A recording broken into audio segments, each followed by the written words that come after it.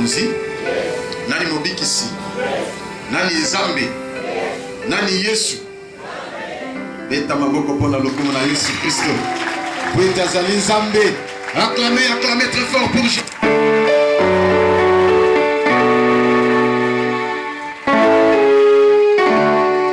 Amen, amen. Nani mokonzi.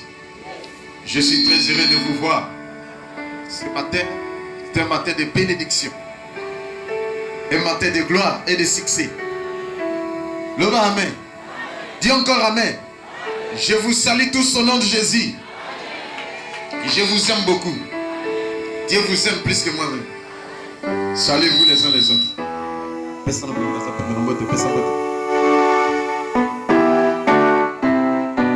Amen, amen. Je ne sais pas si on saura terminer ce message. Car ce message est grand et vaste. Mais je vais vous donner quelques secrets. Afin que vous puissiez réussir et faire du succès dans tous les domaines. Dites 3 fois amen. Gloire à Dieu. Je sens sa présence. Il est présent au milieu de nous. Et il va se manifester. Ta vie va changer. Même si tu étais venu malade, tu sortiras avec la guérison. Si tu as des problèmes, la solution à l'immédiat. Au nom de Jésus, je le déclare. Personne ne peut s'opposer à mes paroles. Dis encore amen. Fermez vos yeux. Nasepeli kosalela yo mobikisi na isengo na mipesi monimalanga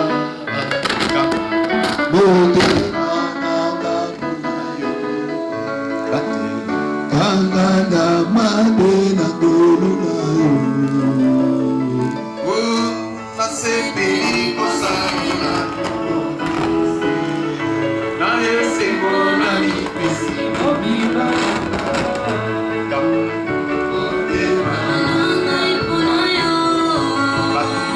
Kangana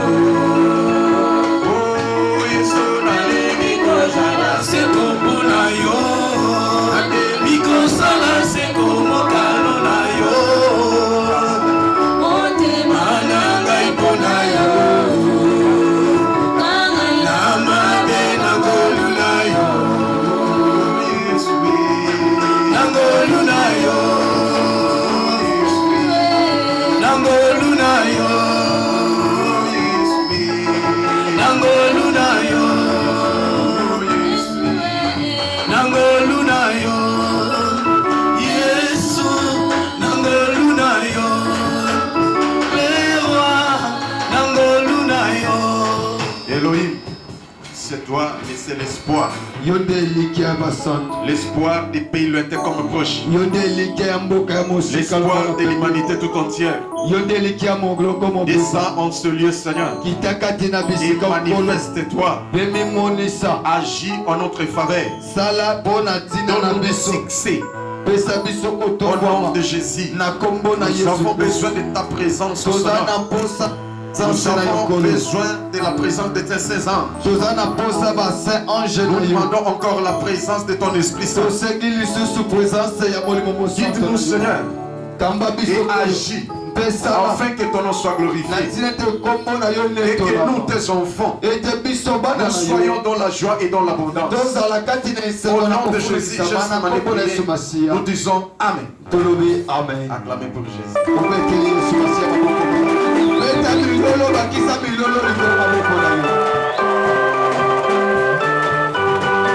Amen, amen.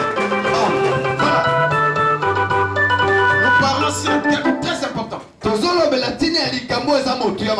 Le thème c'est le succès. Parce qu'il y en a plusieurs. Il y en a plusieurs qui échouent dans tel ou tel domaine. On oublie que pour avoir du succès, il y a des principes divins. Même ceux qui consultent les diables. Les diables aussi ont ces principes. Or, ce monde est régi par des lois et des principes. Donc, l'homme doit respecter et vivre le miracle. Moi qui vous parle, j'étais mendiant, receveur à combi et faisait. Mais aujourd'hui, je ne suis plus faisait, ni receveur à combi. Mais je suis évangéliste, porteur de la bonne nouvelle de Jésus-Christ. Dieu m'a fait grâce. Et je ne manque de rien. Je peux dire tout haut. Je peux dire tout haut. L'Éternel est mon berger. Mais je suis toujours humble et simple. Parce que je respecte le principe divin. Dieu m'a fait grâce. Mais aujourd'hui, il va aussi vous faire grâce. Il fallait bien retenir ce que je vais vous dire. Et vous aurez du succès. Et vous aurez du succès dans tout ce que vous allez entreprendre. Loba, amen. Dis encore amen. Quand Christ met à Paris, il m'a dit une chose. Josué, ce monde est régi par des lois et des principes. Donc l'homme doit respecter et vivre les miracles. Encore une autre phrase. Il avait ajouté en me disant, les chrétiens sont les plus négligents du monde. Mais toi, mon fils Josué, ne sois pas négligent. Et dis à tes frères et sœurs partout dans le monde de ne pas être négligent. Alors chaque fois que je prêche, je me rappelle de ces phrases. Et je vous rappelle aussi de ne pas être négligent. Et vous aurez du succès. Et encore amen. Si tu es d'accord avec moi, balance un peu là. Quand nous parlons sur le succès, le succès c'est quoi? C'est la réussite de ce que l'on espérait et la gloire qui s'ensuit. La réussite de ce qu'on espère et la gloire qui ensuite dans tel ou tel domaine, dans le business, dans les études, dans le mariage, dans le voyage, dans les activités et dans toute ta vie, même dans le sport. Mais plusieurs échouent. Et pourquoi? Mais aujourd'hui, je ne veux pas beaucoup parler, afin qu'on puisse avoir le temps de prier pour tout le monde. Mais je vais parler sur quelques points qui fait que l'homme échoue.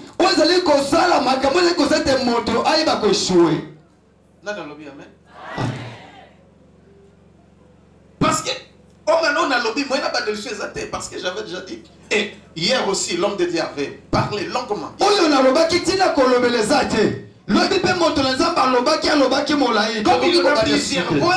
Comme il y en a plusieurs points, Lokola ezali penza na makambo ebele. je vais résumer Na kosala kaka et donner l'essentiel. Na kolobela ezali motuya. Et quand il faut mettre en pratique ces choses, Et tango okoyeba kotia na misala makambo. Dieu sera avec toi. Nzamba akozala elongo na Et tu yo. feras du succès. Et yo kotombwama. Voulez ou pas? Olinga Ata te. fini yo, ata bakotelo banganga. Pesa bangata soy, pesa bango souk, pesa bango manzak. Soit dans photo na bilamba pesa bango. Alléluia. Banganga. Bakozwa yo ata mukolo boko. Hey! Nana sama ta koyoka. Nalo. Olebite. Alléluia. Ah. Des choses qui fait que toi tu échoues dans la vie. Makambo ezali kozete yo échoué na bomoi na yo. Ya liboso. Tu ne respectes pas les instructions divines. Yo otosaka mibeko na nzambe te. Fais tout pour respecter les instructions. Sala nyonso mpo na yo kotosa mibeko na nzambe. Il y a quelques-unes.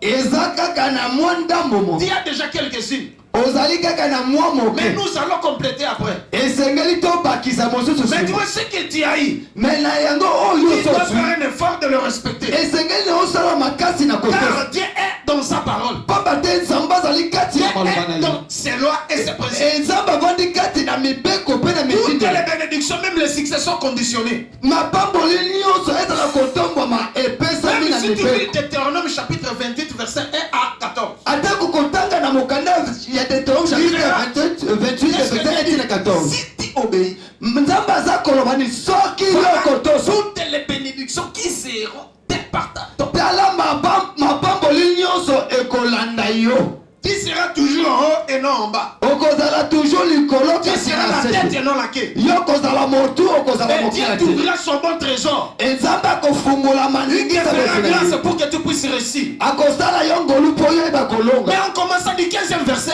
Kasi nakobanda na 15e verset. Il y a encore des conditions. Eza mpe na bamitindo epesami. Si tu n'obéis pas, Soki yo kotosa te. voilà toutes les malédictions qui te suivront. Tala bilaka nyonso mabe Tu ekolanda seras yo. la queue et non la tête. Yo kozala mokila okozala motu te. Et ainsi de suite. Mpe nyonso elandi. Mais je vais te dire quelque chose. Kasi nalingi nayebiso eloko Tu moko. dois faire un effort de payer le prix esengeli na yo osala nyonso ya kofuta pour mbala respecter les instructions divines. mpe ya kotosa mitindo na C'est là où nzambe. réside notre force. E yango nde evandi makasi na biso. Notre force et notre puissance Yango nde ezali makasi mpe nguya n'est na pas biso. contre la vérité.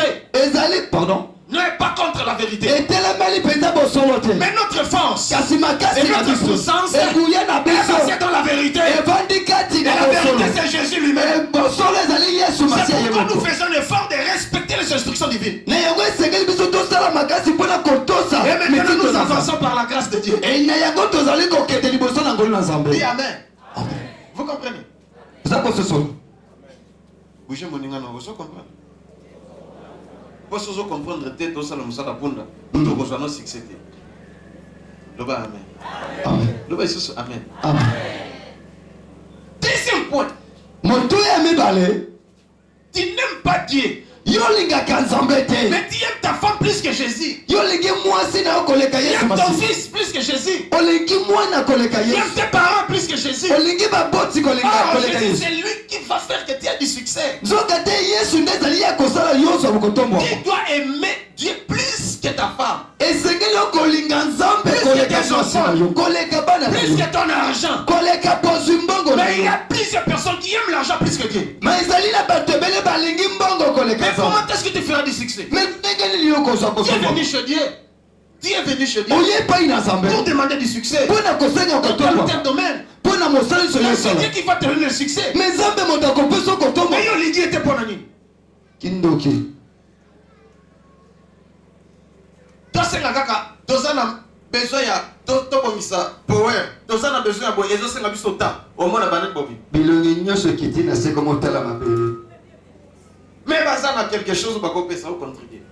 Sosoka bakisaka likolo maloba na yamba libala. Bilongi etalaki na se sauter. Na yambi yango.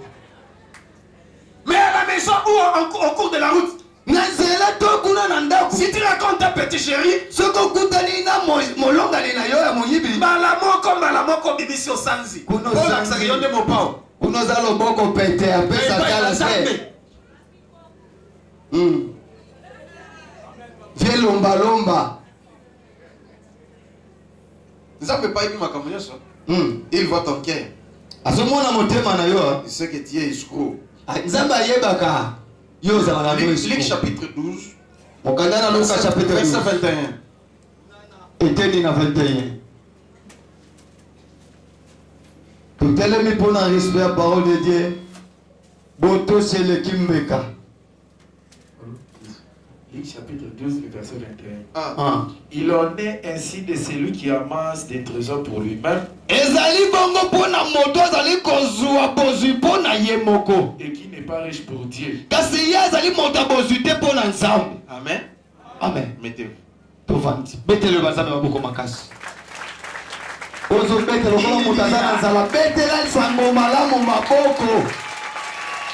Il y a plusieurs personnes Ezana batu ebele qui aiment l'argent plus que Dieu. balingi mbongo koleka Nzambe. Or, Zokate. Dieu sonde le cœur et le rend. Zamba talaka mitema pe kati ya moto. Il connaît que tu ne l'aimes pas. Zamba ibike yo linga. Il aime l'argent Yo linga ngande plus po. que lui-même. Koleka ye moko Voyez Nzambe. ce verset. Totani mokan. Il est ainsi de celui qui amasse des trésors pour lui-même, Ezali lolengele na bato o bazali kozwa bozwi pona ye mais qui moko. n'est pas riche pour Dieu. Kasi ye za moto bozwi te pona Nzambe.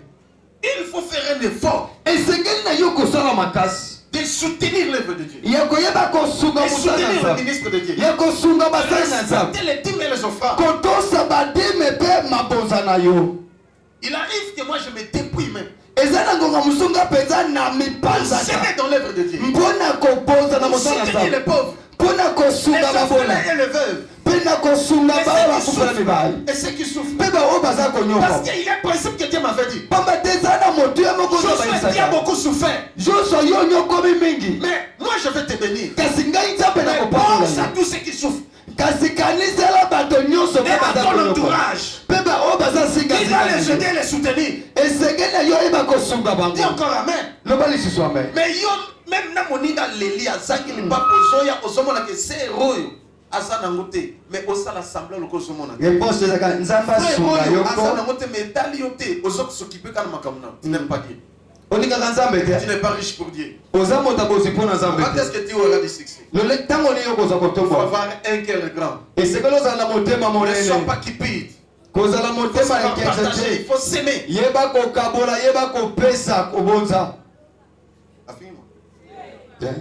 Attends-moi. Pourquoi combien? Maboko ezala ya komandi te. Vérité eza lisumu te. Amen. Vérité eza lisasi te Proverbe mpe chapitre komayo. 11 verset 24. Totangi na Proverbe chapitre Rapidement. Proverbe chapitre 11 verset 24. Proverbe chapitre 11. Proverbe chapitre 11, le verset 24. Ok. Tel qui donne libéralement devient plus riche. Oyo ezali kopesa libéralement ye nde azokokoma moto ya bozwi. Et tel qui épargne à l'excès ne fait que s'appauvrir. Oyo azali kobomba na koleka kobomba ye nde aza kokende kaka na kokoma C'est le mobola. principe divin. Yango nde ezali mpenza lolenge ya bonzambe. Contrairement au principe du diable. Ekeseni na lolenge ya satana. Bokomona bozana ndeko azana mbongo azana mituka miakabaka te. Diable ayebisa bonga opeso te. Oyo kaka na match asoutenir apesi. Oyo makambo ya beba misika mokili eze akopesa $100,000, $50,000. Mais yo ye apesa ta $50. Aza nango te. Awa c'est le bembe ya famille kwa Alexambo. Bozala bandeko bongo. Mbongo ya kisi akokufa otika ngo. Amen. Nde tozalaki na ndeko moko ndeko te papa moko nayebi ye. Papa na mbongo asilisi famille na kobo. Pona koma na mbongo. Parce que dans les livres d'Exode, Chomba te na mokanda ya Exode. verset 29, lis rapidement. Tanga mango kuna. Exode chapitre 32, verset 29, 32. verset 32. Aaron et ses fils mangeront à Exode chapitre 32, verset 29. Exode 32, 29. Moïse dit, Musa lobi consacrez-vous aujourd'hui à l'Éternel. ete boyeba komi polisa mobimba lelo epai na Nzambe. Même on sacrifiera votre fils et votre frère atako na koyeba ko sacrifier bana na bino atako bandeko na bino afin qu'il vous accorde aujourd'hui une bénédiction. po ete lelo nzambe apesa bino mapamboli. Il a dit amen. Nani alobi amen? Donc pour avoir du succès, mpona kozwa kotombwama et être béni, po opambwama tu dois sacrifier. esengeli na yo obonza, Tu dois avoir un esprit de sacrifice. esengeli ozala na molimo ya Tu kobonza. sais, Dieu avait même dit à Abraham, nzambe alobaki atako donne bana ton Abraham, fils Isaac. le ntango yo ozali na mwana moko ya Isake, pesa ngai Isake. Abraham a accepté de sacrifier. Abraham andimaki kopesa Isake lokola C'est liboso. à ce moment qu'il était béni. nde na ngonga wana ya Et ici dans kobama le livre d'Exode, etotangi na mokanda exode Moïse dit ceci. mose alobi boye Même s'il faut sacrifier ton fils, atako esengeli na yo sakrifie mwana na même s'il yo, faut sacrifier ton frère, atako esengeli na yo sakrifie ta ndeko na mère ou yo, ton père, ezala mama to Pour avoir papa na yo bénédiction. mpona kozwa Fais-le. makolo sala mais yango. aujourd'hui, kasi lelo Dieu n'aime pas les sacrifices humains. nzambe alingi mabonza ya bato te, Parce qu'on a déjà sacrifié notre grand frère. nzambe esi topesa libonza ya ye na C'est biso lui qu'on mobali, appelle Jésus. kombo na ye yesu C'est lui, masiya, c'est lui. qu'on a sacrifié. yede elibele ya seko na Dis seko. encore amen. Amen. Voilà. Et je te dis encore, mpe lezoye biso lisusu même s'il faut faire un vœu atako boyo osala elaka ou une alliance avec Jésus, to osala boyokani elongo pour na être yesu béni, mpona kozwa Fais-le. kobama sala yango et respecte ça. mpe tosa yango. Les choses qui font que les gens échouent parce qu'ils ne respectent pas les alliances. yango nde makambo ezali kosala bato baeshue pamba te batosaka Aussi osala alliance boyokani. que nzambe ngai na kosala boye ti lelo otosa yango te, tu as fait pécher ton corps. yo yeba kosumukisa nzoto na yo, C'est pourquoi Dieu s'est éloigné de toi. na yango ntina nzambe atika yo Tu akoma pries, tu mosika na gênes, yo, mais il n'y a rien. ozobondela Si tu es kokilelo d'accord kote. aujourd'hui, tu vas te repentir. soki ondimi makambo Pour lelo bongola renouveler encore l'alliance que tu as ete faite. yobongisa koyokana na yo na Sans nzambe. quoi tu n'auras pas de succès. soki obongisi te okozwa kotombwama te. Dis amen. loba amen. À quoi mettre fort pour Jésus? Encore un autre point que je vais insister. eza mpe na motuya moko boye ezingi na Ce beta qui fait seke que les gens échouent oza kozaki bato mpenza et baeshue qui n'ont pas de succès. mpe bato bazwa kotombwama te, Ils s'associent bato baza kosangana avec des gens, na bato ils font des alliances. bazosala Sans boyokani toutefois demander la volonté de me Dieu. baza kobandela te na kotuna C'est pourquoi vous échouez. na yango ntina bozwa koeshe Libala mobali anasikia nzambe atindaki yo. Libala soki okufa ozongeli nzambe. obalaki tai Obalaki mwasi wana otundaki nzambe. Tala ndenge ozosouffrir. obalaki forme Si ozongi yo nzambe. Okende s'associer avec une personne dont la conduite est impie devant Dieu. okendaki kosangana na mutu moko banzela na ye ambido Pour epai na faire le nzambe business. mpo kosala mosala. Aujourd'hui, lelo il n'y a pas de succès. kotombomeza Le te business. na kisala na bino Ouais. omoni À qui la faute? faute eza ya nani? Ésaïe chapitre 30, verset 1 à 3. Amen. Yes. Rapidement.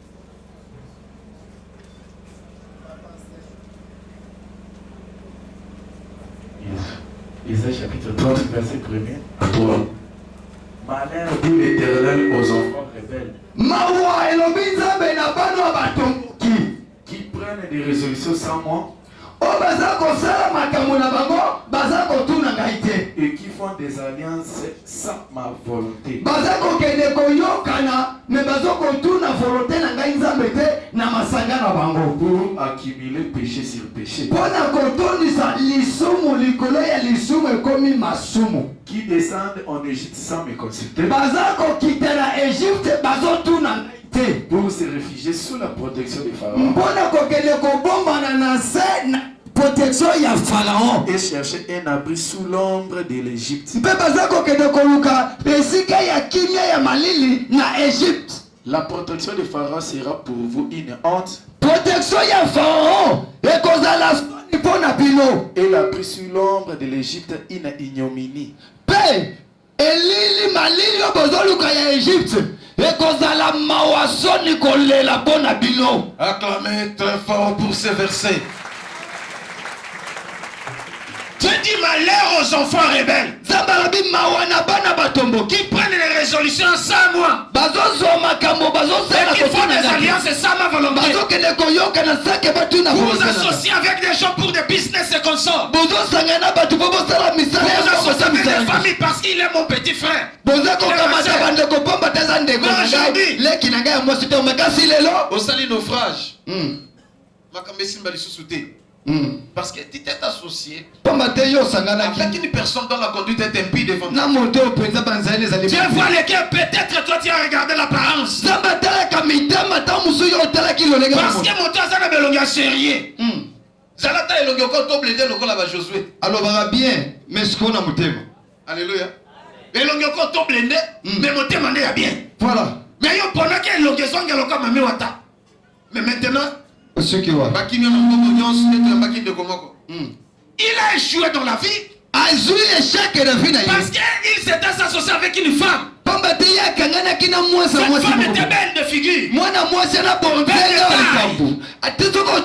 Elle était business. Elle voyageait à Nigeria, à Chine. Elle s'est associée avec cette femme. La conduite de cette femme était impie. Mais apparemment, elle priait beaucoup. Dans une église que vous connaissez, partenaire, une femme d'affaires, hors escroc. Cette fois s'est associée sans demander la volonté de Dieu. Ils ont commencé des business. Et après un certain temps, la femme est ici, bon, voyage yo. Comme ça, ainsi de suite. Il a accepté, a payé $20,000. La femme est partie. Allez sans retour. Bayo. Koko yanyo sa frère Yaman. Alléluia. Aluka binge soti après plusieurs années. La femme est revenue. Ake kofunda ye. Atune ouais mikana to signer. Ngasalo mukana. Décharge. Tile. Mbonge kende. Fratika la pauvre. Et quand il est venu nous voir, je lui ai donné un verset. Des Chroniques chapitre 20 verset 35 à 37. Lis rapidement. Maman ko salere te papa na zo bisayo. Doza na monde oyo monde yanko. Monde tozana eza monde abescro. Monde o Satan azali. Azoluka. La Bible dit il rôde comme un lion rugissant, chercha qui dévorer. Alors il faut être prudent parce que dans le livre des Proverbes au chapitre 11, chapitre 11 verset 14. La Bible dit ceci. Quand la prudence fait défaut, le peuple tombe. Il faut être très prudent. Des Chroniques. Chapitre 20, le verset 35. Après cela, Josaphat, roi de Juda, s'associa avec les rois d'Israël Akazia, dont la conduite était impie. Il s'associa avec lui pour construire des navires destinés à aller à Tarsis. Et ils firent les navires à Etchon-Geber. Alors Eliezer, fils de Dodava, des maréchals, prophétisa contre Josaphat. Et dit, parce que tu t'es associé avec Akazia, l'Éternel détruit ton œuvre. Et les navires furent brisés et ne purent aller à Tarsis. Acclamez encore très fort. Tu vois, tout est roi. Josaphat craignait Dieu. Comme toi et moi, on craint Dieu. Mais du fait qu'il s'est associé avec une personne dont la conduite était impie, Dieu a détruit leurs activités. Toi aussi, tu dois t'associer avec une personne dont la conduite est bonne. Avant de le faire, tu dois demander la volonté de Dieu. Parce que toi, tu vois que l'apparence. Mais Dieu voit le cœur. Dis encore amen. Tout est roi. Mais Dieu a détruit ses œuvres. À cause d'une personne dont la conduite est impie. Et les activités n'ont pas eu de succès. Aujourd'hui, pour faire une chose, il doit demander la volonté de Dieu. Ne sois pas pressé. Tu dois prier. Si Dieu ne te parle pas, viens chez nous. On peut t'aider. Et tu vas réussir dans la vie.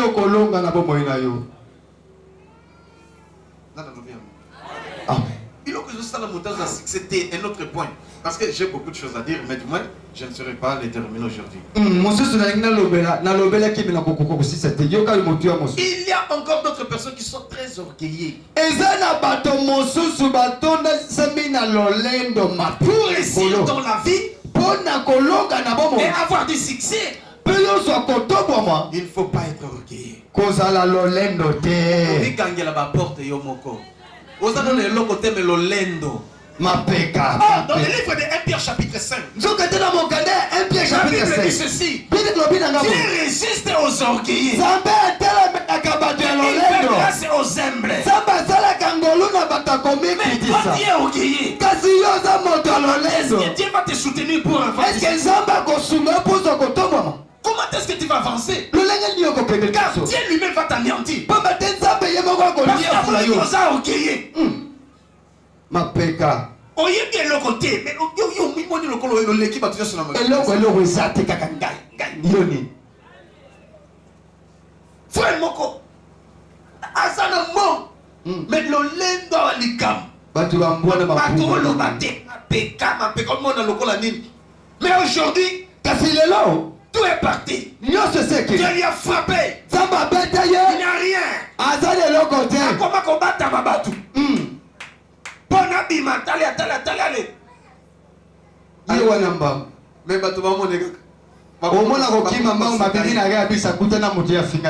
Mais ne sois pas orgueilleux. Dieu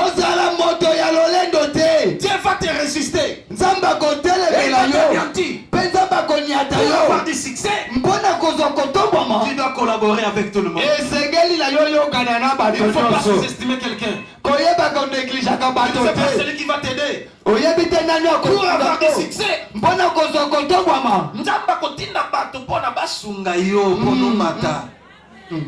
ils sont l'ingratitude. Alléluia. Ce qui fait que les gens échouent dans la vie. Plusieurs des personnes ici, ce sont des ingrats. Babokola yo. Baleisa yo basunga yo metala siko yo futi bangoni. Akomando kiti. Atangisho abokolo melelo yinda komando ki. Basunga yo poko ma place au sali. Sache que tes ennemis aujourd'hui yebete bangunda na yo lelo seront tes amis. Bakozala baninga na yo ya lobi. Ceux qui t'ont combattu aujourd'hui babumbisi yo lelo seront tes amis. Et ce sont eux qui vont te soutenir encore.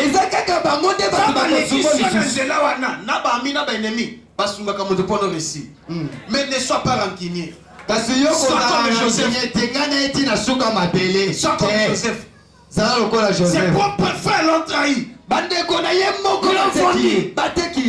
quand il est devenu premier ministre d'Égypte, premier ministre de l'Égypte, ses frères. Ayami bandeko na ye. Une chose. Kaseloko moko. Atia bango na ceinture na été. Atiaki bango te misiko ya zalaki.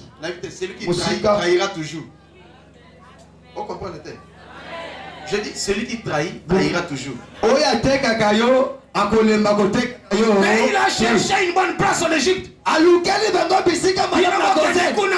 Abibo vanda na Gozen. Vous êtes bergers.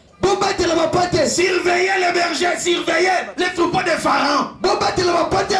Soyez à la tête des activités de Pharaon. Mais pas proche de moi. C'est quoi ma conformation les sous? Tu vois là ceux qui va rattaquer un ami, mais pas pour moi attendre le poisson. Salangeli. Amen. Asali bango mabete, mais asali bango molamu, atie bango nanini numéro number 1 wa. Le cas vous avez berger. Bon que nous sommes na Gozen. Na Gozen kuna. Mais na sentir na ye. Pas même un frère, ni même Benjamin. Amen. Et lorsqu'on ils ont salon à succéder, aux a parti pris. Il y a plusieurs qui échouent aujourd'hui. Comme ministre, paf, cabinet de Nyos, Monukutuba. Français na bihono ezala Ministre Okuta. Oh. Mwana noko, mwana kasi ndilu twe konso musale kufimba la mo. Ana kosomela ka shawanya kuna. Yaya, ata ministre. O kangete ngini. Ba ko kangi petit frère na prison. Yo soka ministre sala. Musale kufimba. Souna maman, quand ça nous comme ministre, quand on vient, quand on la place au tété maman, ici, parce que tu as le pouvoir. Au souki maman, au pistolet maman ici. Mais bébé n'a engagé partout. Au cause parce que contrôler maman, blâmer maman, sanctionner. On s'en va moi j'ai échoué parce que activité na yo. Au soir yango, on confie petit frère comme si aïe. Avec attends na Yeah. activité na yo aussi au pesi maman. Maman a dit papa, maman, mingi na papa. Bon na bota na moto. A coller ndenge lingi, comme un pasteur. Le lenga mo pate Son pasteur venait de Suisse. Ye utaki na moka Suisse. Il était là. Azalaki wana. Il a travaillé pendant plusieurs années. Azali mosala tango mbule Il mena. a investi ici. Ye benda sali Il s'est confié à son père. Apesi benda we Il a envoyé des voitures de bis. Atindi ba bis atindi Il a envoyé l'argent pour une maison. atindi mbongo pona ndako. Et après, Sima na yango. Aïe. Akuta, wap lupango. Mais ba kanga ba photo. Ba sorti le lupango no yango. Ba modifier, ba tonzo ka lupango a voisin. Ba kangi pa voisin azotonga ndako étage. Obi lupango ngo tinda bombe 2000. Tinda bombe 5000. Oh là Tinda là bombe. là là. Donc on comme le premier niveau, zoka lupango ba tinda ba photo ya voisin. Kotumba premier niveau za bashi au papa so bala. Premier niveau, deuxième niveau. Photo lupango esili. Oh là là là là. Loka na tindi mituka. Na tindi nyos, na tindi mbongo lupango ba tonge consort. Na kita na terrain. Aya kata sali nini? Aye. Akomi bayambi epa na bango. Esili. Ah, ba soluti esili akela na flat. Donc etani aye. Wapi lupango? Papa beta. Wapi mituka? Mituka tu ami? Isa. 3 voitures à Pama, na bis, na mituka tinga, tout était comme. Moro tout, papa nia. 3 bis, oh, était calibre, ya siona. Kindo qui souhaite pas. Et les canamoulouva, moutou que peli mot. Yango mok. Ezik, moi va récupérer ça. Moussous, et que tout a moutou na yuileri. Moutou boukani makolo. Il faut s'y porter, bakanyam. Titi, bomneti, a tekiango, pour na libérer. Oye tikala ki ekufi lenso bimi pane loko kuna bakani titik donc mutu ekika mungo ebebi ekufi lukambo makozonga même un franc ezate pasteur comme olela alléluia papa bomangai alongweni ni akomi kofutela na yolo donc passe l'équipe pour que alia il faut biso bato passe to lukambo to cotiser azotamba na chemise moko ya flair na pantalon jean ya tombola bwaka na ni moko ya Commodore. Et nous, il faut que nous fassions tout ce qui est dans ce cas, habitant la Mikiliste. Alléluia. Nous avons passe association de. Eh, mal fait. Association va souffrir. Va souffrir. Alléluia. Donc, nous avons des consolateurs. Quand on dit ça, parce qu'il y a une université à coup d'île, il y a la souffrance. Nous avons consolé. T'as un problème, il y a qu'à te consoler bien. Okoza kimia moko comprendre te na bonne pour notre musique kimia. Amen. Bon temps on banda ba prier. Na biso ta ezamu ki okoza solution. Alléluia. Il a une maman qui venait de l'Angola. Et ça na maman ko ya uteki na mboka na Angola. Cette maman était souffrante. Maman la zaki konyo kwa moi. Elle souffrait beaucoup, diabète, de tension. Azaki kombela malade mingi diabète de tension. Elle était toujours malade tous les jours. Azaki mikolonyo sona bo. On a essayé de prier de loin. Ayoki net soulagement mais net idée. Maman dit je dois payer mon transport pour venir ici. Et c'est ma première fois parce qu'elle avait beaucoup d'argent. Asali ba voyage en Europe, ba Madrid, ba nim tout ba Brésil, ba nim tout par-ci par-là. Azwa lobi côté. Mais mbalani a liboso akoma na Kinshasa. Nous sommes allés avec la sécurité pour la recevoir à l'aéroport de Donc, il y a des bandeko, bakenge la kapona kozwandeko na libanda la donc, pepo. c'est dit 0h30. Tokomi nandako ine. Alléluia. Ami pasta, ngai nazwa kofana nde pai na yo ngabi yaka mama ndako ezali. Alléluia. Amen. Maman tokomi. Donc ici sécurité bazongi totikali. Abi naza très fatigué. Ngabi ça va, c'est pas un problème. Kende olala. To servir chambre maman ke olala. Maman ana lali. Na ba maladi nyonso, na mikumba nyonso yaki na. Na ndako ya nganga nzambe. Kolamuka na tongo, elle a été guérie totalement. Personne n'a prié pour elle.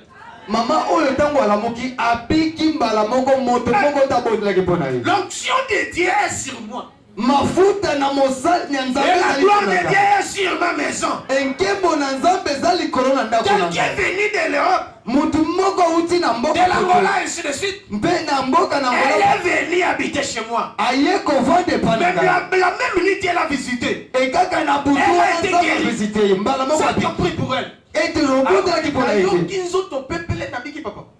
Non comprendre te ngabi ça va que ça là test aketi na ngaliem akesa la test babi il n'y a rien. Ni diabète, ni tension, ni.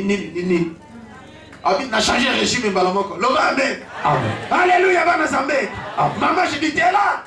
Maman je dis azali wana. Gabina est là. Gabina azali wana. Et avant d'y aller, elle est venue témoigner ici devant vous. Ayaki kopesa témoignage à l'église.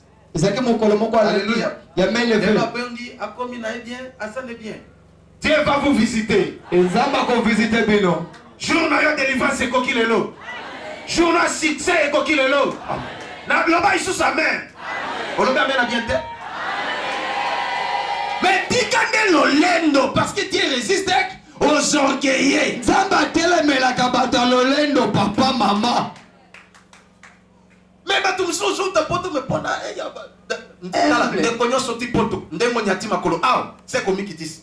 Amen. Parce que c'est la commune la plus reculée parmi les communes de Kinshasa. Bomba tengaba oyo zan ba commune ya suka na kati ya ville ya Kinshasa. Mais kasi comme vous aviez traversé la planète, mais lolenge bino bokati saki penza vous avez traversé le continent. Boleki ba mboke bele. Vous êtes venus au cellier. Et boye kati na les billets très reculés. Bisiko esonga Angaba. Nangaba. Que Dieu vous élève. Et te zamba tombo la bino. Recevez la solution. Et boka mata solution. Au nom de Jésus. Na makambo na bino nyonso na kombo na bino pas futa bino. Amen. Pour mususu. Ah, natika kana 5 minutes. Alléluia. Amen.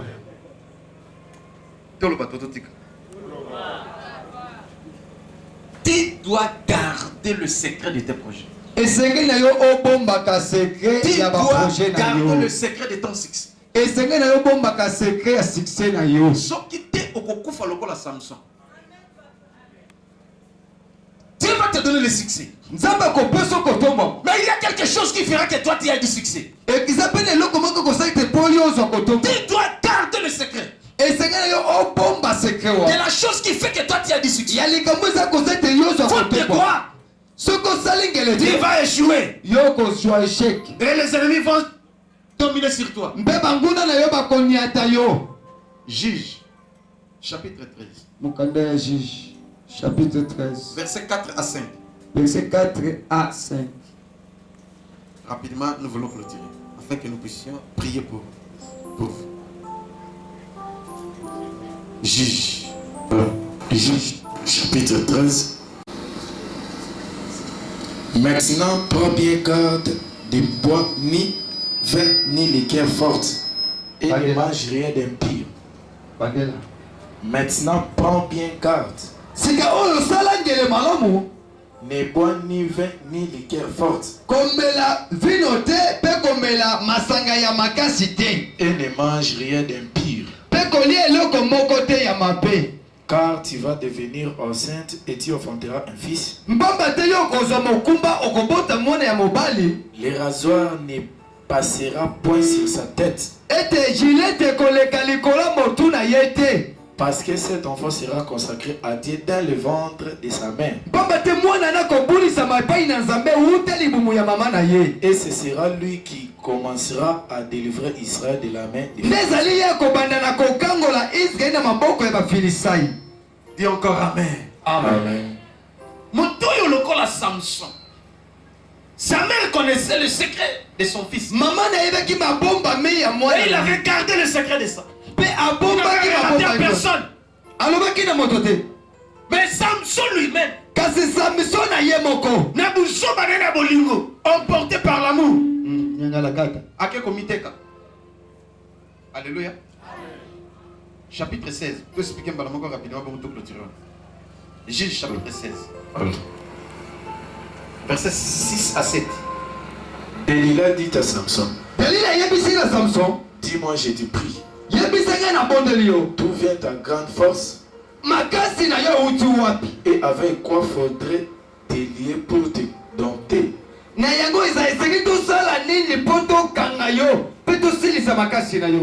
Samson lui dit, si on me lie avec cette corde fraîche qui ne frise pas encore séché, je deviendrai faible et je serai comme un autre homme. Amen. Amen.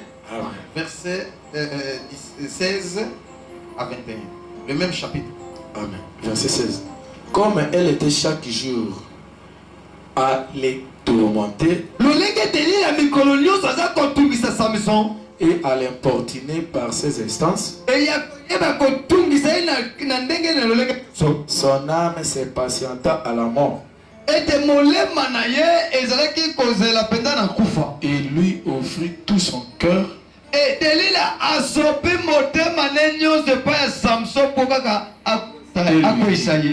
lui dit, les rasoirs n'a point passé sur ma tête parce que je suis consacré à Dieu dans le ventre de ma mère. Si j'étais rasé, ma force m'abandonnerait, je deviendrais faible et je serais comme un tout autre homme. Delilah voya qu'il lui avait ouvert tout son cœur, envoya appeler les princes des Philistins et leur fit dire, montez cette fois, car il m'a ouvert tout son cœur. Et les princes des Philistins montèrent vers elle et apportèrent l'argent dans leurs mains. Elle endormit sur ses genoux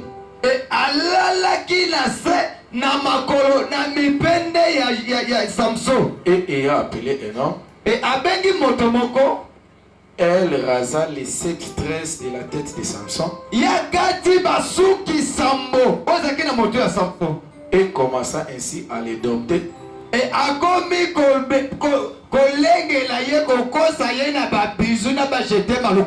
Il perdit sa force. Acclamez très fort. Pendant ce qui ça, elle recoquito prier pour nous. Loba amen. Awa to yoki Samson. Zamba lobi na yo. Alobi na mama na yo. Monoyo akoya ko délivrer Israël. Aw ça succès makasi. Mais c'est quand ya succès na ye. E ko sala wapi na suki. Akata te suki na ye. Ni sizo ni ekota na mutu na ye. Pays na koya ko sa ko délivrer Israël mobimba. Et maman a gardé yango. Moi na koli maman a ébissé secret no bi batela yango. Secret au ça la succès. Et Samson a commencé à faire des succès. Samson a dit na kotombo. Elle a délivré Israël. Et Samson a kangolé Israël. Elle tué les gens. Il tuait les gens partout. Il déchirait des lions. Non, il était animé d'un esprit extraordinaire. Son secret était dans ses cheveux. Il est dit, jamais. Katanios, soit là-bas Samson. Mais après qu'autoriser des moutons là aussi, mais emporté par l'amour. Samson a dévoilé le secret. Auprès de Delilah. Et les jours où il a dévoilé le secret, c'est le jour où Samson avait joué. Il avait perdu sa force. L'ennemi va dominer. Et lui, osez jouer la vie. Parce que secret, il y a succès dans le dévoilé. Et Banguna, ce qui a un point faible dans le. Alléluia. Monguna soka ebi secret ya succès na yo. Yako yako salo contre-attaque. Kaka na wana ici yo perdre. Oko luka moyo os omio sorti au bimate. Loba amen. Oko luka moyo réussir sauter pour ici ba ebi secret na yo. Mais secret moko etika ya succès na ko yebi sango. Loba amen. Pour moi aussi ça yo c'est athée. Loba papa loba. Secret monini. Naloba. Naloba. Woko bomba secret. Woko garder yango. Betela no nkolo maboko.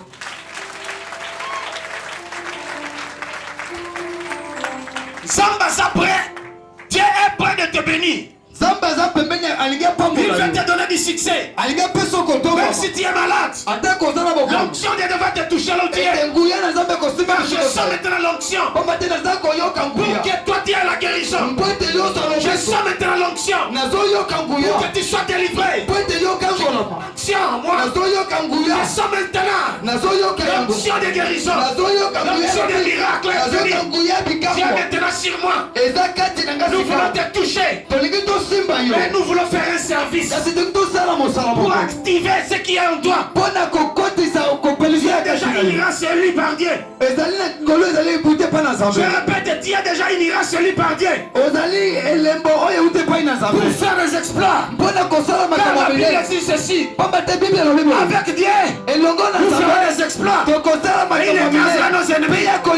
Aujourd'hui, Dieu s'est levé pour écraser tes ennemis. Aujourd'hui, Dieu s'est levé pour détruire la maladie. Aujourd'hui, Dieu s'est levé pour détruire le démon d'échec. Aujourd'hui, Dieu s'est levé pour te donner du succès. Si tu es d'accord, dis amen. 1 Samuel chapitre 10, verset 10 à 9. Mais nous avons quelques versions. Zambe alinga personne succès sikoy. Mais moi loko moko to sala yango. Loba papa eloko moni. Vous l'oubliez? Ah. Nayo bien te. Dieu fait te donner du succès.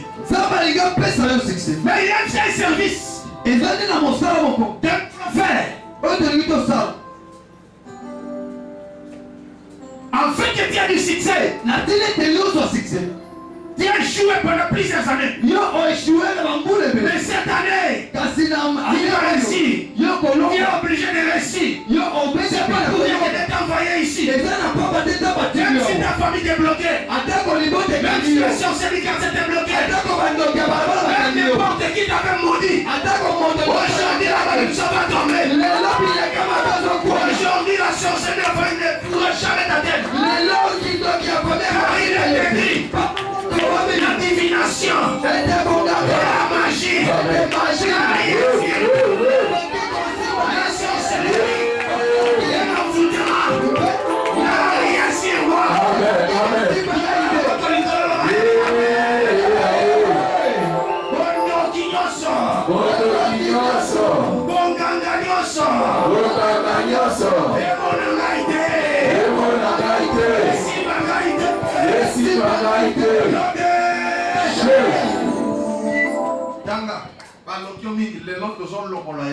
Samuel chapitre 10, le verset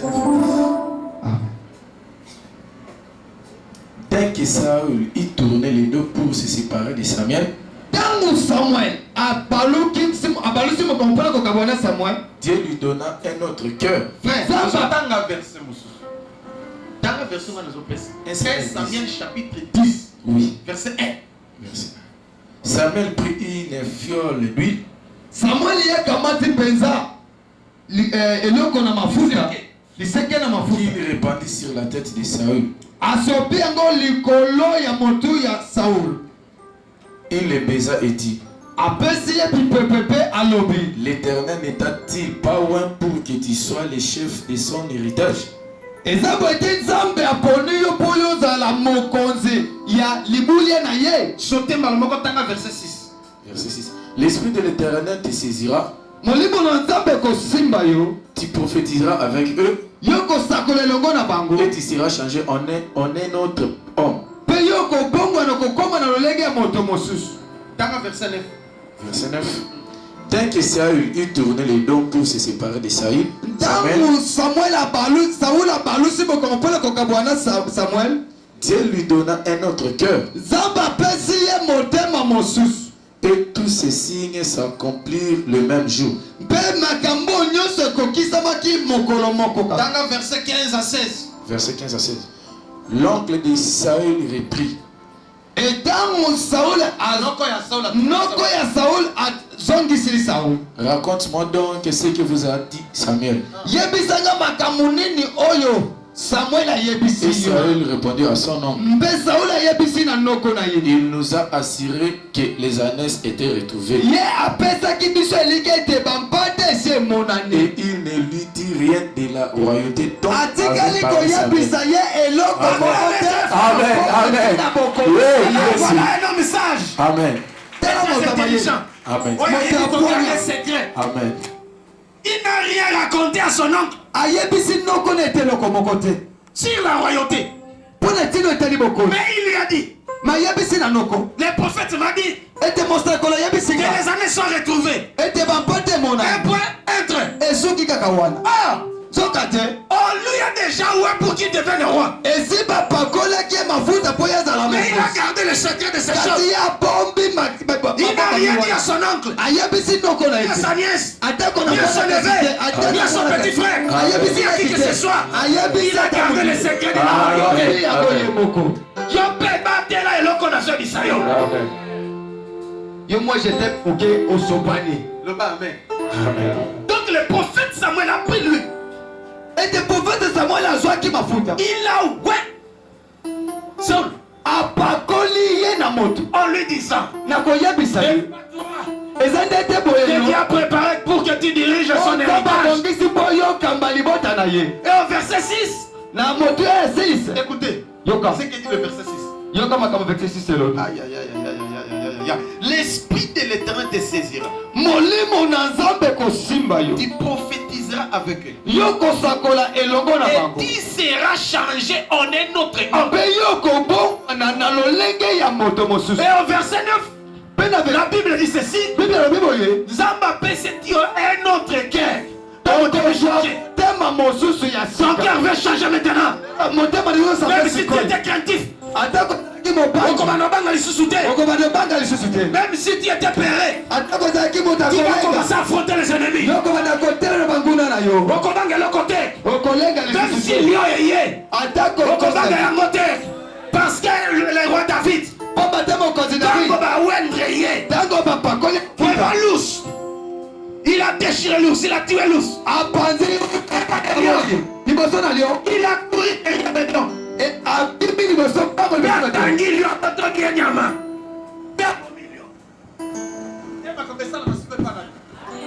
Amen. En sortant d'ici, nakobima wa après ce service, na nsima ya mosantu ton cœur va changer. motema na yokobongwa Et tu vas devenir un autre homme. yokokoma lolenga Tu vas moto devenir une mosusu autre femme. yokokoma lolenga Tu mwasi vas mosusu opérer des miracles. yokosala Tu bikambo vas faire des exploits. yokosala Là bakama où tu minene avais joué, lolenga yo tu vas eshue réussir. Là yokolonga où tu avais joué, lolenga tu eshue vas réussir. yokolonga Tu feras des exploits. okosala Là makama où tu avais minene fermé des portes, lolenga bakekaki bakofungulera ma porte sans réforme. bakofungola bango moko Ce qu'on a d'accord, il y a pas yago. na kombo Soko dinango tellement yambi yango na kombo na Yesu. Au nom puissant de Jésus. Onyo satelemi ba porte yamba e fungola melaye. Amen. Moto ko kitso iso sa zate. Amen. Bandalelo. Et les services que nous voulons faire, vandanayo. Nous voulons te wend.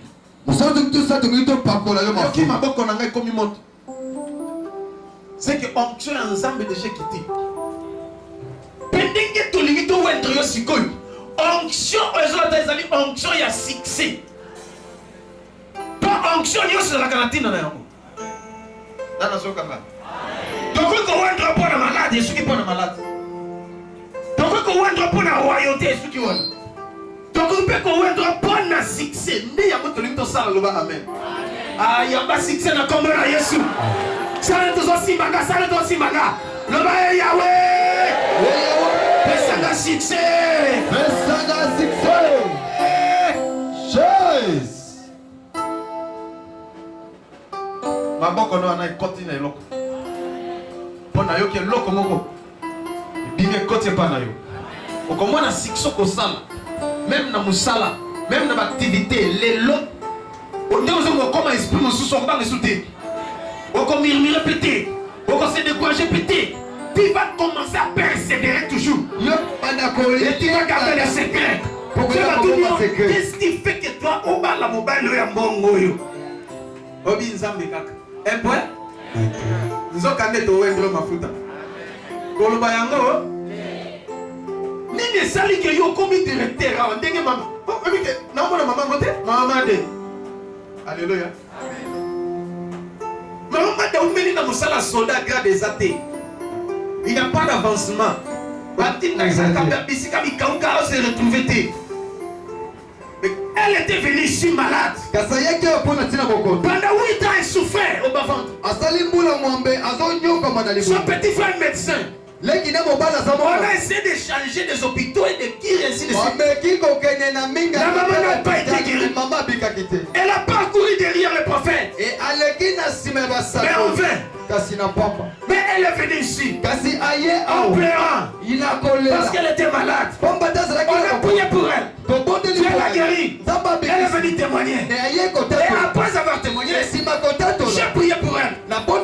Et je lui ai dit, je ne te vois pas que tu es tenu. Mais dis-moi, qu'est-ce que tu fais dans la vie? Nazali soda. Osa soda? Eh. Grade non nim. Oh, grade assez. Oui, grade en haut. Grade assez. Oui, dans le bezate. Alléluia. Moi, je sais que je suis soda. Je suis 17 ans. Maman, 17 ans, alléluia. Amen. Donc, tu es bon de la bonne. Tu es yo, faut sa place à bien. Qualifier ma taloba, amen. Amen. Maman, il y a ma faute. De salut service. De prier de Wendre. Après une semaine. Après une semaine, va bien dans mon compte. Abi, yo, ordonnance bimi. Et puis, bâtir la place. Qu'est-ce que tu as fait? Place les arbres, place ma colonel, place ma colonel. Mais yo, garde assez. Batali Congo va vérifier yé. Maman abangi kosala. Aïe abi papa place on va prendre le temps. Dès va tirer place. Alléluia. Amen. De naobanga. Place les ayangati. Babi kanga munoko na yo. To gondela ki to gondela ki. Siko ozobanga nini? O naobanga ngayo na prier pour nayo. Na prier pour nayo. Na longola somo kende sala. Mama komi na bureau. Afandi. Abali ko travailler. Bakonzi ba Yesu ba bengi obia inseke na longwe. Abeka papa. Bakonzi benga bobi. Na banga. Na yo oza molimo ko banga. Kende kutana bango eloko ezate. Nzako mtape sur place là. Taka ke c'est bon. Place aux occupés. Hein? Il faut un. Thomas grade et puis deux aux informations. Maman ba matisien grade. Maman ba ke ba formé ne ba ti oh ba to ba grade na bazali. Bon ba formation déjà bazali. Anzamba sala quelque chose pour Nayo. Allez yamba yango. Allez yamba yango. C'est pas qu'on peut les ici ma kasima c'est le sima. Le ba Yahweh. Bandalelo. Onction ya succès. Et la tanga. Onande. Ndek maman bandi ko sala na ba dime maman changer. na il a télé balongo échanger. Mais mikolo na zo monete. Alléluia. Amen. Tala, si koyo biso tozo bonde na pona. Tozo utiliser oui. D'onction. Donc on va être dans mutu. Quelque chose va se passer. Maman, tu seras revêtu par l'onction divine. Yamone ko briser. Babari agnos. Yamone ko fungola ba porte. Ce pas mon encore ba monyo. Ce pas tsako kate ba tioka.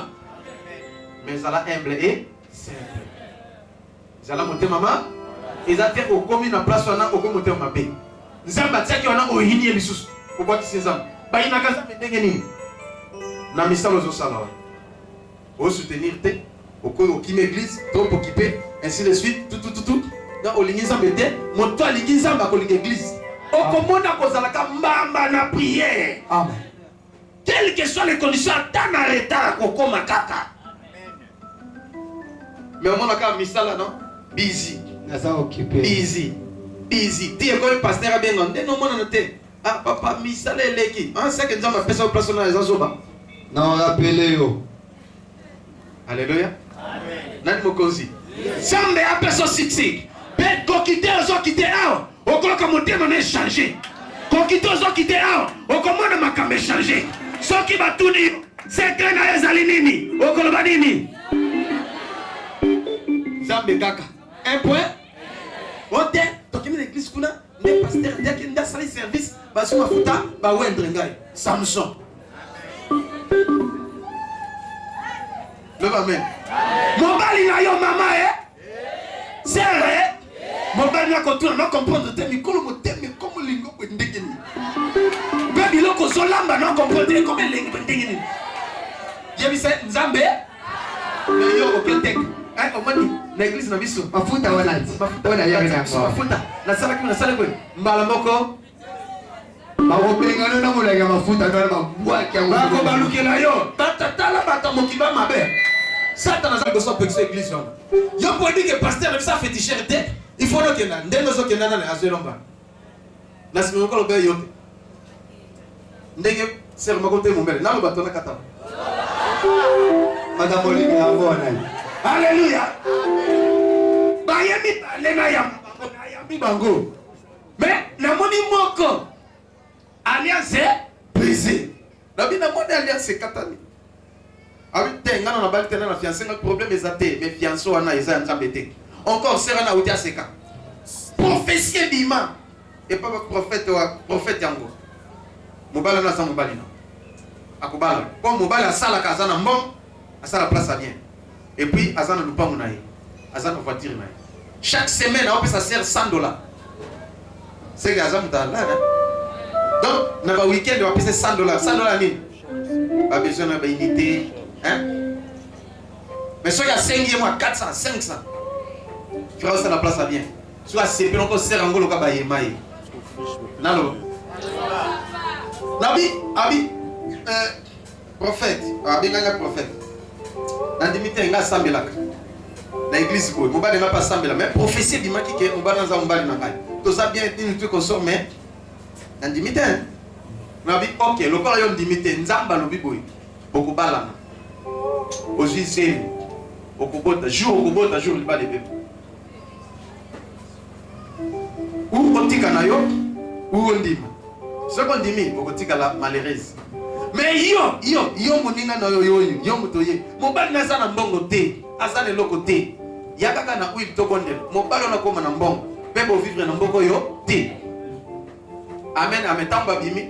Bana la profession est le kuta. Le kuta. Il faut prophète. Non, il faut comme ça va. Moninga na a gardé ka silence. Mais aye quand même na mafuta si rendez-vous to bonde les sili. Mais liba les salami civil na commune limité ba ke pe l'église na ba pamboli les sili na ndako e. C'est me kota ka pe sali nini. C'est ba bando kwa kasoye. Jour oya kende ko bota na hôpital. Jour à boutique, bam, moi na moisi. Même jour, parce qu'à boutique na 18h. Même jour, mon bali a yeko na moisi ma kamuti na ndako. Alani. Kitong. Olazonga bisala ngati. Moi ça va no salati. Dans ma salati, maman ya mwasi na de commence ba ye pona ba oza bilamba. Parce que la va salati tunde ba salaka. Bakuta mwasi mususu azo servir. Maman qui la 6 mois hésitation a dit les qui a mwasi. André. Onan. C'est ma maison. Vous en avez 3 contrôler la tête. Et comme il est beau. Ah bien, comme il est beau. Tant que vous avez que pesa sango, vous avez que vous avez que Baya boye, vous avez que mon bal la boya ou dit pas question. Dit est comme dans l'état, mon baba si faut na dédommager nandimi. Le pango akutanga na le pango na voiture. Donc abolango te za yanga mo akutanga no. Mende yete. Alléluia. Dis il va les saluer. Nda juka ka mosi ona saluer. Abani. Dis lelo. C'est un agent malheureux. Azana kwa mtu. Nako pesa numéro. Alléluia. Amen. Nani mokonzi? Yes.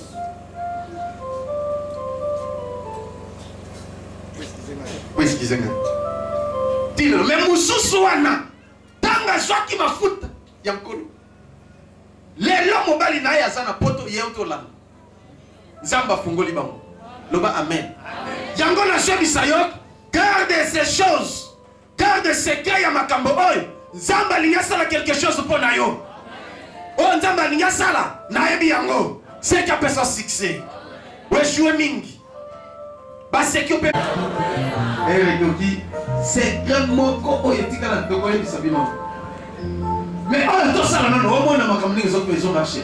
Ton wender yo, mais ton baiser yo. Mais ton baiser on a pourquoi entre les deux soirs. Mystère pour ça, non. Oui. Vers les choix, la lumière apparaîtra. Ngonga waname, otoko baiser yo. Nabi Erwana, Nabi Erwana, Nabi Erwana. Ah, loba, amen, bien. Nayoki. Posa na bana mosiko, posa na sotele mino. Na bana, je vous aime beaucoup. Na linomini ndamba fungoli biso miso. Afungoli biso makambo, apesi biso mayele muke. Pona to la kiso zela ya réussite. Oza pasteur, ozo réussite. Oza frère, sœur, ozo réussite. Maman, ozo réussite. Na bibo. Ata osukola kabilamba na doko mu. Ndamba fungola yo. Pour comprendre tes, au sommet le pas, pour comprendre tes, au salut ma camamine, yo pour commis patron. Amen. Nous savons que ça a un dernier ici. Pour le gamin, hein? Baya, yaka na wina. Yes. Oh Yesu. Oh tata Zambe awape, Zambe na kupele na yo, tata Zambe. Zambe yamba tata Zambe yo ape Zambe nakubele na yo tata Zambe yamba baninga baso batonda bisengo biso ba oyo tofufeli nini koko se moko Adamu na Eva tata Zambe totandi yo makoko Zambe yo ape osufri nini ndekolanga Tata Zambe, yamba. Tata Zambe yo ape, Zambe nakobele na yo. Tata Zambe yamba. Bolamu nyonso, tovanda kosenga yo. Baninga bazwa, biso tango nini Soki masumu, tosengi bolimbisi. Lokola Yesu alimbisa bangu na Zambe yo ape. Ah, papa. Oh, tata Zambe yambanga. Tata Zambe yo ape, Zambe nakobele na yo. Tata Zambe yambanga. Kolo Yesu na wape. Ah, papa. Oh, tata Zambe yambanga. Oh, kolo nanga za wape. Zambe nakobele na yo. Tata Zambe yambanga. Zambe wape. Zambe nakobele na yo. Tata Zambe yambanga. Za wape. Wow. nakobelela yo tata nzambe nzambe ya panga baninga banso batonda biso baoyo tokufeli nini ye kokose moko adamu na eva ye yango papa ye obwaka biso wapi ye nzambe yo wape nzambe nakobelela yo tata nzambe nzambe ya wape nzambe nakobelela yo tata nzambe nzambe boza bayembi to boza bayembi te nzembo botaso yembo bebozokisa te boza bayembi ya nye fona kondela mpona bino boyeba s'adaptaka une fois bayembi deuxième fois kangi nabikanga miso na yo bandomeli te tu ne peux pas souffrir comme ça oza mpe mutu yakotika bato na mokili te oza mutu esengelo vivre oza mutu osengelo bonga oza mutu ofungwama okutani na bashok okuta badéception oeshue mpe mingi cette fois-ci on réussit ndenge ozokite awa esprit saint elata yo ozala change okoma mutu mosusu yesu ntanga wendrenga ye moko nabeta masolo na nsima frère sœur ozosouffrir mingi ozoeshue mingi obandaka na bato bia bosukaka mabe lelo langa jamais change na kombo na yesu otata nzambe oza wapi nzambe obelela yo tata nzambe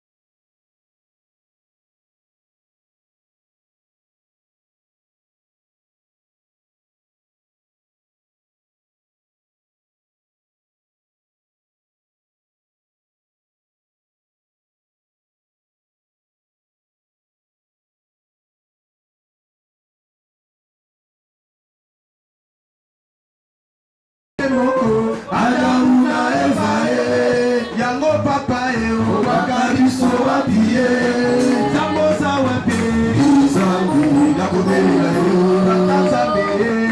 Nzambe ya mbanga mokolo Yesu zawake Nzambe na kobelela yo Tata Nzambe Nzambe ya mbanga mokolo nango zawake Nzambe na kobelela yo Tata Nzambe Nzambe ya mbanga molimo santo zawake Nzambe na kobelela yo Tata Nzambe Nzambe ya mbanga molimo santo zawake Nzambe na kobelela yo Tata Nzambe Nzambe ya mbanga solo nango zawake Nzambe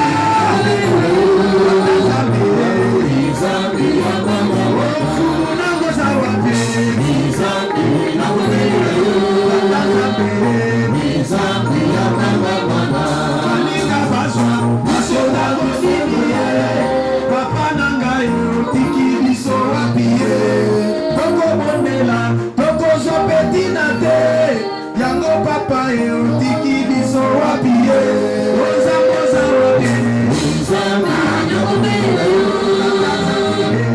Nzambe ya mbanga olonangoza wapi Nzambe na kobelela yo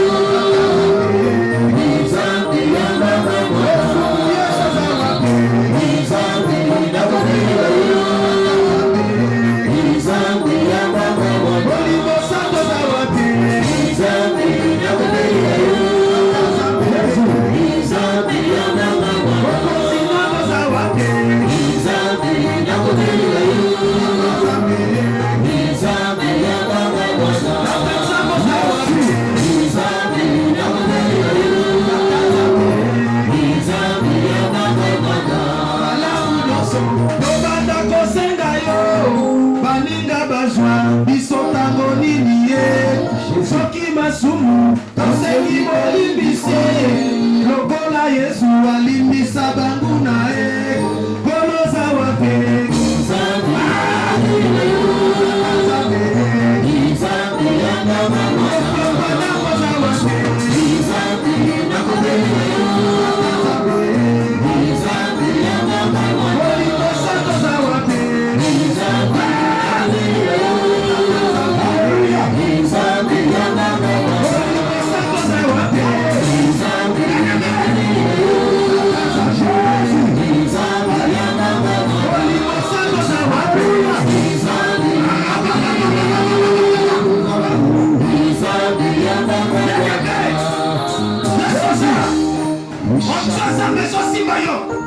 Samba yo kikolela na yo oleli mpe mingi baninga baswa yo mpona nini yo te baninga bakoma baministre badepute mpona nini yo te baninga bakoma bacolonel bagénéraux mpona nini yo te baninga bakoma femme d'affaires homme d'affaires mpona nini yo te malade oza nango baninga batémoigne babika mpona nini yo te mponi baninga babala yo ozobala te mpona nini baninga babota yo ozobota te mpona nini baninga bazwa yo ozozwa te mpona nini baninga babonga ozobonga te mpona nini bando sabela zamba leokatori ya baba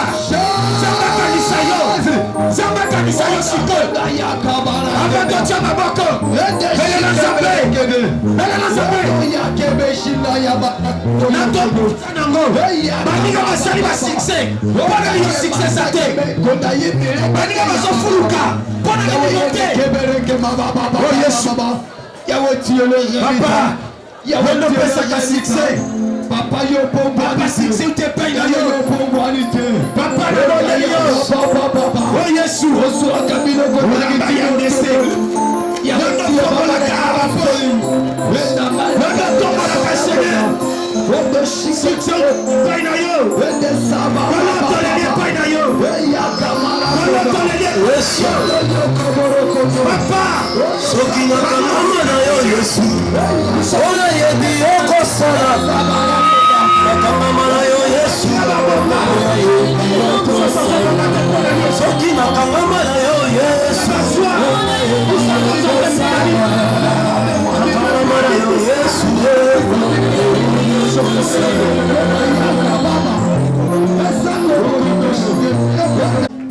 osenga makila na Yesu epetola yo osenga le sang de Jésus esokola corps ame mpe esprit na yo elongola bindu nyonso oeshue mingi osufri mingi malade na tungisio mingi balia kutima ekangi yo mingi melele ezokatana otata nzambe oza wapi nzambe nakobeli na yo tata nzambe onkolo nango oza wapi nzambe nakobeli na yo tata nzambe papa nango oza wapi nzambe nakobeli na yo tata nzambe kolo yesu oza wapi nzambe nakobeli na yo tata nzambe olamu nyonso tobanda kosela yo banguna bazwa biso tango nini ye soki masumu tosengi kolimbisi lokola yesu alimbisa banguna ye zamboza wake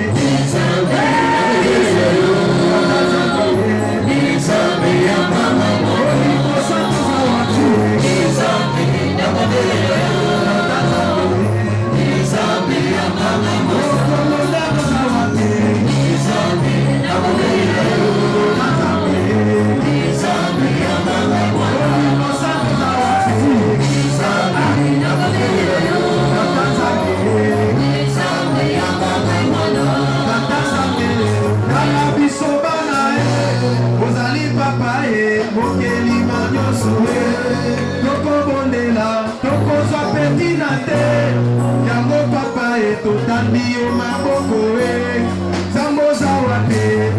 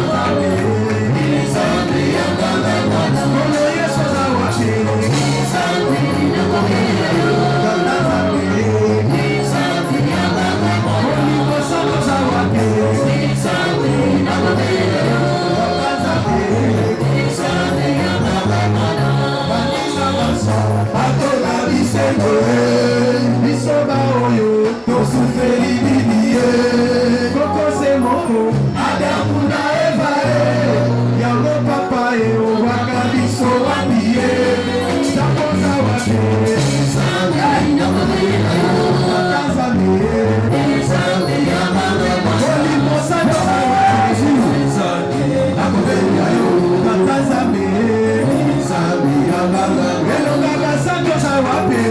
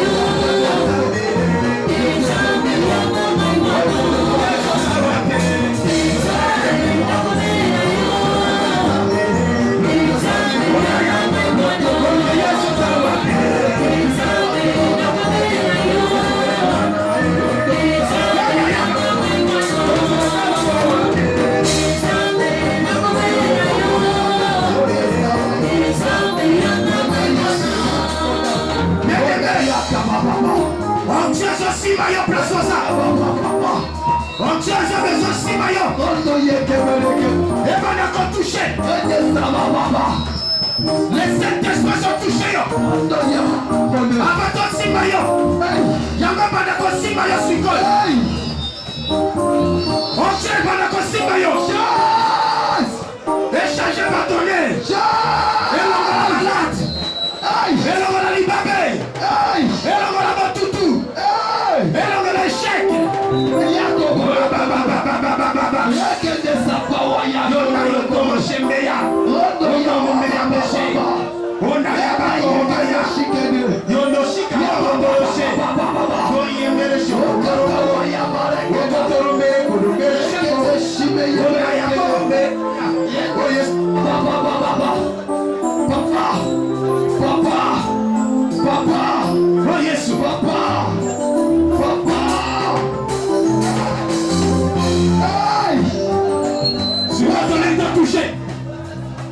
C'est quand on lui doit toucher, il y a des mecs qui ont vendu.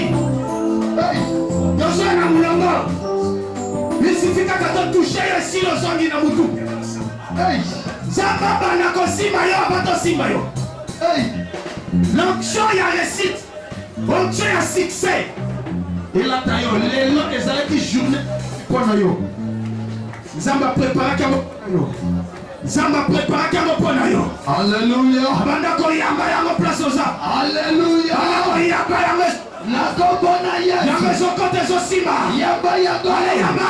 Yamba. Ale yamba. Yamba. Ale yamba. Yamba. Ale yamba. Yamba. Ale yamba. Yamba. Lundakani yokoto kombe shembembe goya. Namoni ba chaîne ezokatana. Bato mingi bazalaki lié. Lié coutume. Na ba lié quartier. Ndoki. Oh Yesu. Alléluia. Dango ekoki. Alléluia. Dango ekoki. Alléluia. Dango ekoki. Yesu. Dango ekoki. Papa. Les années bato baza touché. Les banzamba saleki. Yongo sakori emeresha. Wako torombere koto. Ondo sakori yongo shi. Le Dieu de délivrance. Le Dieu de délivrance.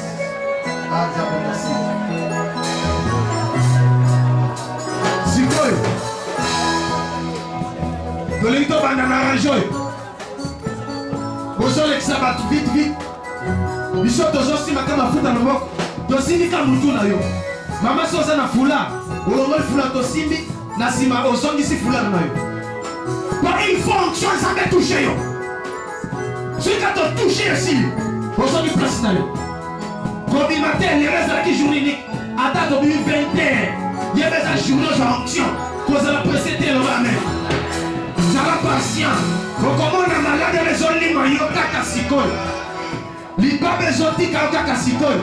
Baninga bazotémoigner baza bato lokola yo. Ah Yesu. Tata Nzambe oza wapi? Tata Nzambe Mukunambo oza wapi?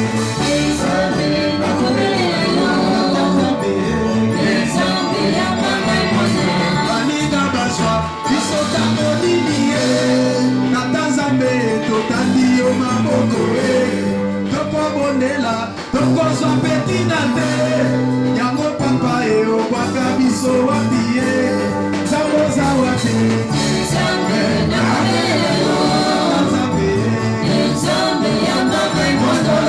oza wapi?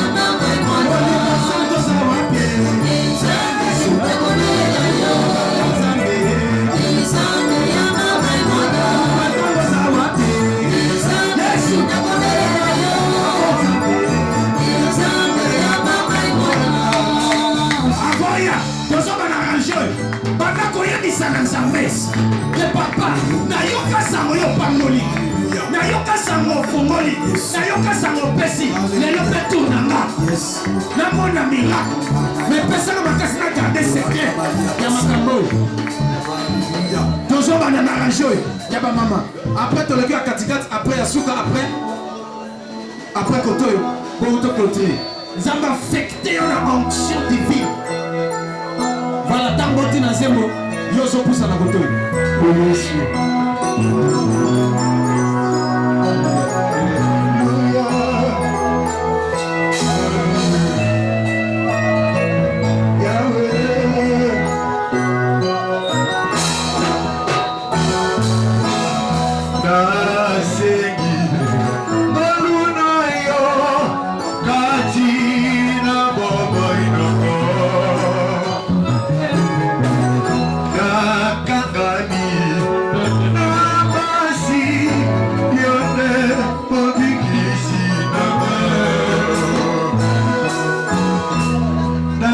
Seguir